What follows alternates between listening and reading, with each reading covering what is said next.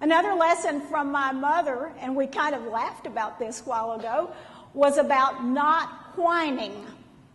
Now, I have to tell you, I did not have to wait until she was 93 to learn that lesson. That is one that I grew up with her saying, and maybe your mama said the same thing to you. Don't whine or complain. Have any of you ever visited the Monterey Aquarium, the aquarium that's in Monterey, California? Some of you been there? Wonderful, wonderful, a world-class aquarium.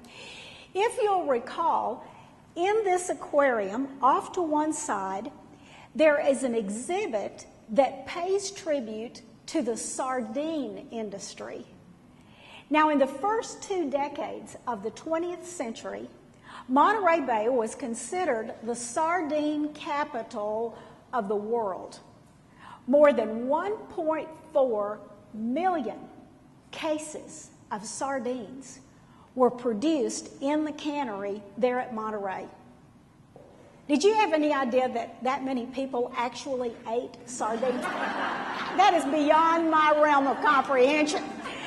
Now, the men would go out and do the fishing, but it was the women who were responsible for preparing and canning the sardines.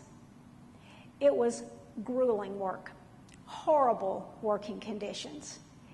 In this museum display, there are black and white pictures all along the wall, and there are women up to their elbows in sardines.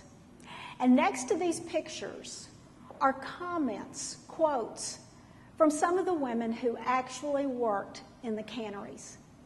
There was one that really caught my attention. This woman said, "We dreaded getting up in the morning because we worked so hard. It was cold and wet, and water ran under our feet all day long." And then she says, "Can you imagine squeezing the guts out of fish at 3 or 4 o'clock in the morning? About the time that you think you have something to complain about?"